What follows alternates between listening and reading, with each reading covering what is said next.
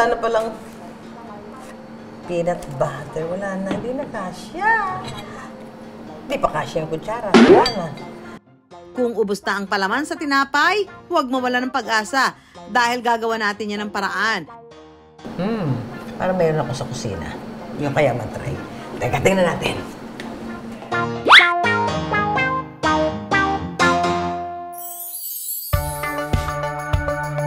Na-imagine nyo na ba ang paborito nating kakanina biko with latik? Gagawin nating spread o palaman sa tinapay.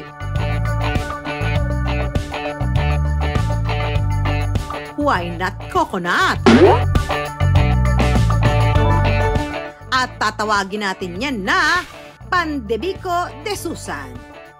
Okay, ngayon mga ka-wonder, gagawa tayo ng isang klase ng kakanin. Titingnan natin kung pwede gawing palaman ito sa tinapay. Yan.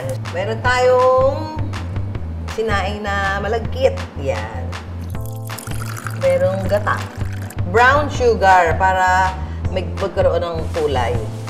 Medyo brown siya. Pero mga ka-wonder, first time ko itong gagawin ha. Sama-sama tayong mag-experiment sa aking kusina. Haluin lang ng haluin mga ka-wonder. Mahilig ako sa matamis na palaman sa tinapay. Try lang natin. Malay mo naman, di ba? Baka magkaroon ng kakaibang ending. Yung mga food combination naman, okay naman yan as long as talagang tatanggapin ang ating mga taste bud. Okay lang naman yun dahil siyempre parang minsan pag yung pare-pareho yung kinakain mo, boring din naman, di ba? So gusto mo naman magkaroon ng konting thrill sa iyong mga pagkain. Ayan. Pag natapos lutuin ng biko at latik, assemble time!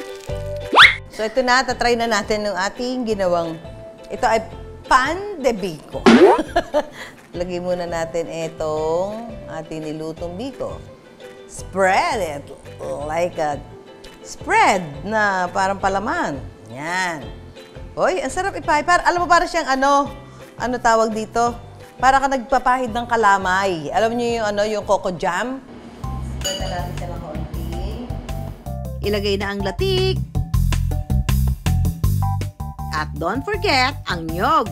Para pag kinagat mo siya, meron ka pang matitikman doon sa loob na puko. Meron tayong palaman!